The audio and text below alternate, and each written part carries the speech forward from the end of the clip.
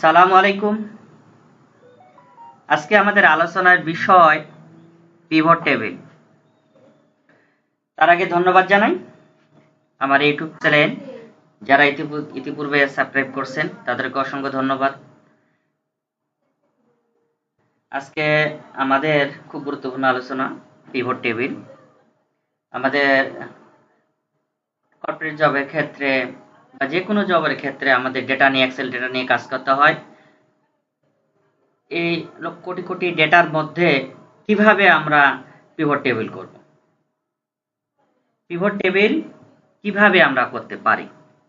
সর্বপ্রথম আমরা ডেটাগুলোকে সাজিয়ে নিতে হবে।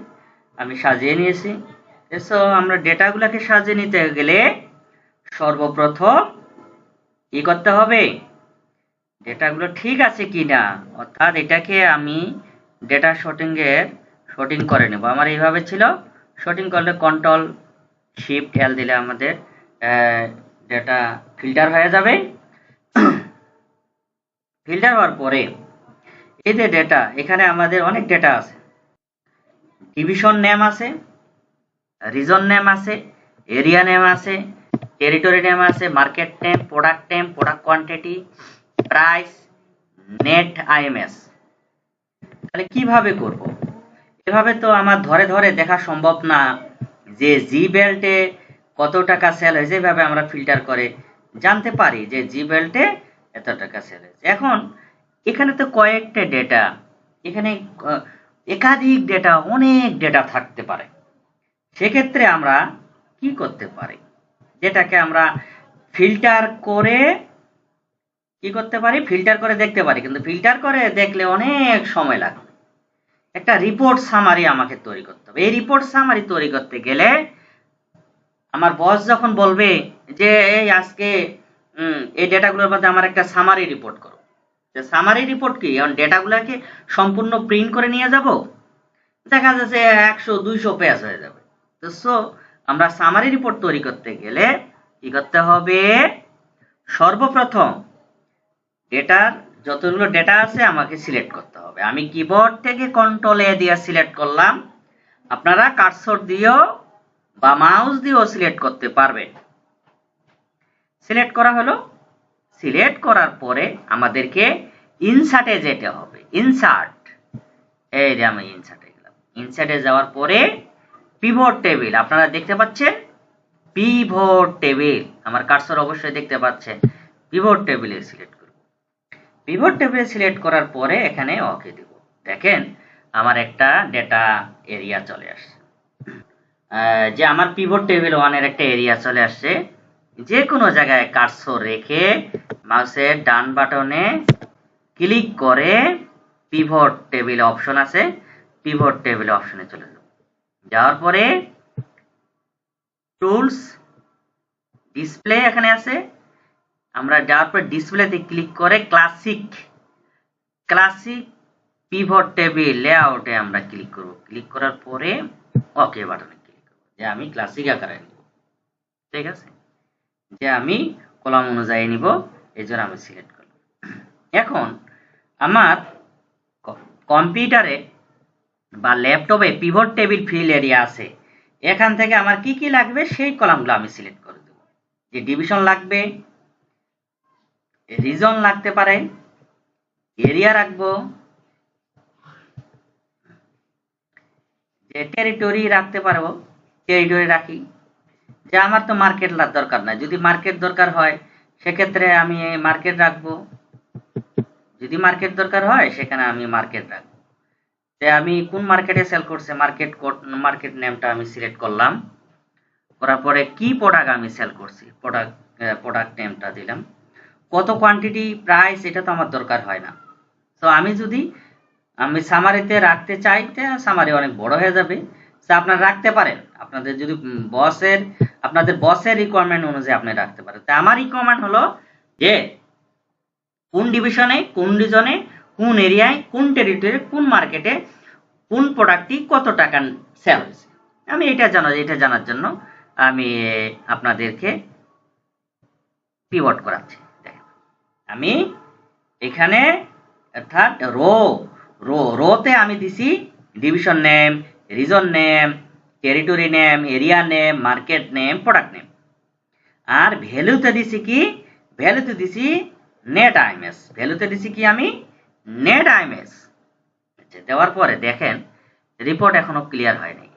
ডিজাইনে যাবেন, ডিজাইনে যাওয়ার পরে রিপোর্ট লেআউটে ক্লিক করে রিপিট অল আইটেম লেভেল, মানে প্রত্যেকটা কলামে পূরণ হয়ে যাবে। দেখেন কোথাও না কোথাও আমার সাম করা আছে, তাই আমি সম্পূর্ণ সাম তুলে দিব। কোথায়? সাবটোটালে গেলে ডু নট শো সাবটোটাল আমি ক্লিয়ার করে দিলাম। দেওয়ার পরে দেখেন এখানে কিন্তু কোনো জায়গায় আর সাম নেই।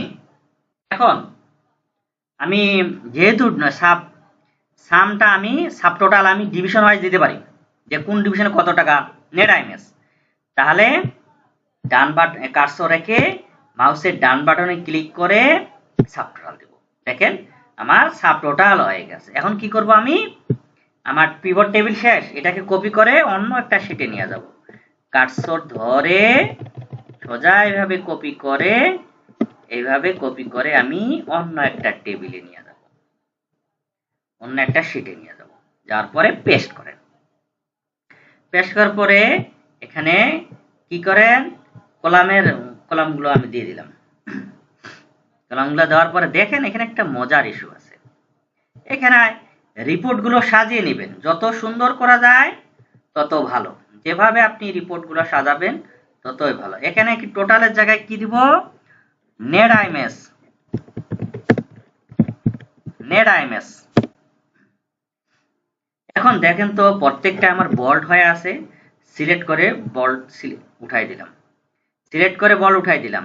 এখানে আবার ফিল্টার করব, কি করব, ফিল্টার করব, শিফট কন্ট্রোল এল দিয়ে ফিল্টার করলাম। যে এখানে কার্সর রেখে যেহেতু টোটাল আছে না, এখানে টোটাল লিখি, টোটালগুলোকে আমি বোল্ড করব। টোটাল লিখে দেখেন কোন টোটাল আইটেমগুলো আমার সিলেক্ট হয়ে গেছে। হ্যাঁ, এখানে তখন কার্সর রেখে এই জায়গায়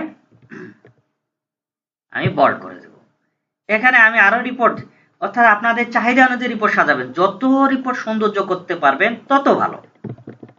রিপোর্ট সৌন্দর্যের উপর নির্ভর করবে। দেখা যাচ্ছে আমি আরেকটা এখানে আমি কালার করে দিতে পারি, একটা অন্য কালার। দেখেন রিপোর্ট যাতে ভালো বোঝা যায়, আপনি আপনার বসকে রিপোর্ট কিভাবে প্রেজেন্টেশন করবেন সেটা আপনার উপর ডিপেন্ড করবে এবং আপনার কাজের উপর ডিপেন্ড করবে। ঠিক আছে, এখন দেখা যাচ্ছে এইখানে আমার কিন্তু কমা নাই, কমা আছে, কমা নাই, সংখ্যার ক্ষেত্রে কোনো কমা নাই। সেক্ষেত্রে প্রত্যেকটায় সিলেক্ট করে এই যে আমার কমা, কমা বাটনে ক্লিক করে আমি দিলাম। ঠিক আছে, এভাবে আপনাদের রিপোর্ট। তাহলে আমরা কি দেখতে পাচ্ছি যে এ ডিভিশনে টোটাল সেল হয়েছে 2,24,300। কি কি সেল হয়েছে, মোবাইল সেল হয়েছে, টেবিল ফ্যান সেল হয়েছে, ক্যামেরা সেল হয়েছে, আবার আরেকটা ইয়েলো মার্কেটে মোবাইল সেল হয়েছে, ক্যামেরা সেল হয়েছে, মাউস সেল হয়েছে। এই হচ্ছে প্রোডাক্টের নাম।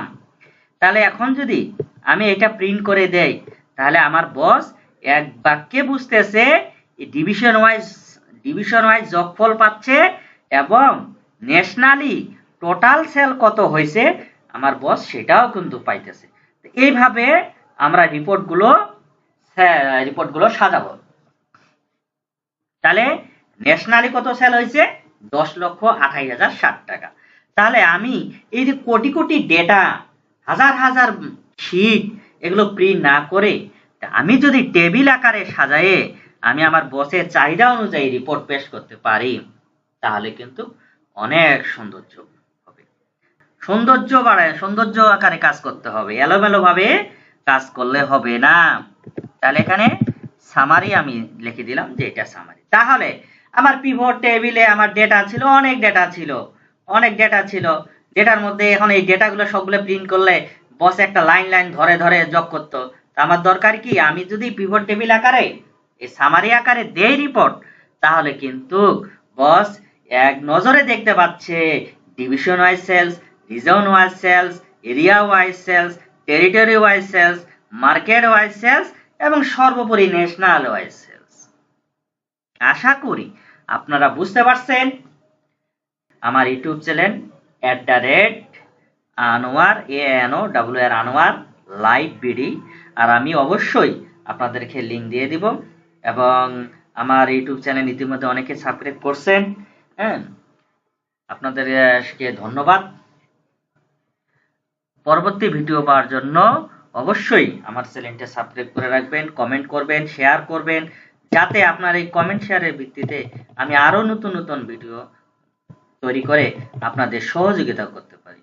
তারা আজ এ পর্যন্তই। ধন্যবাদ। আবারও দেখা হবে আগামীকাল অন্য একটি লেকচার নিয়ে।